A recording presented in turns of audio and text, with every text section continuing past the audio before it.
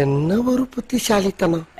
And Avesh Khan ஆப்வியஸ்லா வந்து நல்ல bowler தான். பட் அந்த மேட்ச்ல வந்து ட்ரெண்ட் போல்ட் வந்து 2 ஓவர் தான் போட்டிருப்பாரு. ஆனா 2 ஓவருக்குமே வெறும் 8 ரன், அதாவது 4 ரன் அந்த மாதிரி தான் வந்து கொடுத்திருப்பாரு. ஸோ அதனால வந்து ஏன் ட்ரெண்ட் போல்ட்டை போட வைக்கல? ஏன்னா இவரோட பெட்டர் எக்கனாமில இருக்காரு ட்ரெண்ட் போல்ட், அதாவது ஆவேஷ் கானை விட கம்பேரிங்கா. பட் ஆவேஷ் கான் கொடுத்திருக்காரு சஞ்சு சாம்சன் அப்படின்ற மாதிரி, அதுவும் வந்து ஒரு பெரிய பேசு பொருளா ஆச்சு. சேட்டா தான் இப்படியே போனா அங்கிளுக்கு டாட்டா தான். அண்ட் அடுத்தது வந்து ஒரு சீரியஸான விஷயமா ஸ்டார்ட் ஆகி ஒரு ஃபன்னியான விஷயமா முடிஞ்சது தான். அது வேற எதுவும் இல்லை, KKR வெர்சஸ் SRH மேன்ல ஹர்ஷத் ராணா வந்துட்டு மயங்க் அகர்வாலோட விக்கெட் எடுக்கிறாரு. எடுத்த உடனே வந்துட்டு அவருக்கு வந்து ஒரு ஃபிளையிங் கிஸ் கொடுத்து அவர் வந்து சென்ட் ஆஃப் பண்றாரு.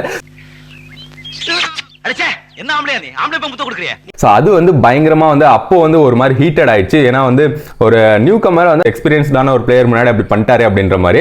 அண்ட் அதை ட்ரோல் பண்ற மாதிரி வந்துட்டு ரோஹித் சர்மாவுமே வந்து SRH மேட்ச் விளையாடும் போது அந்த பிராக்டிஸ் டைம்ல வந்து ஹர்ஷத் பண்ண மாதிரி அந்த ஃபிளையிங் கிஸ் வந்து மயங்க் அகர்வால் பண்ணி காமிப்பாரு.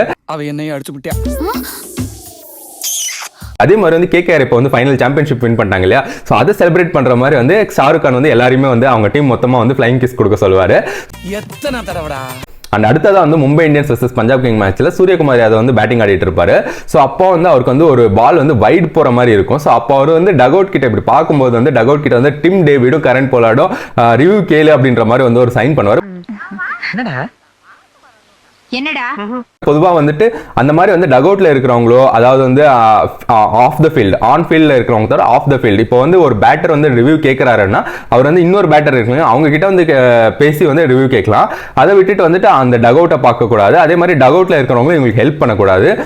கோச் ஆகட்டும் மற்ற பிளேயர்ஸ் ஆகட்டும் டக்அவுட்ல இருக்கிறவங்க ஹெல்ப் பண்ணக்கூடாது. ஸோ அதுதான் வந்து IPL இருக்கிற ஒரு ரூல். ஸோ அந்த ரூலை வந்து இவங்க பிரீச் பண்ணிட்டாங்க. அதாவது வந்து டிம் டேவிட் அண்ட் கரண்ட் போலோட வந்து இவர் வந்து ரிவ்யூ கேட்க சொல்லி அவருக்கு வந்து ஹெல்ப் பண்றாங்க.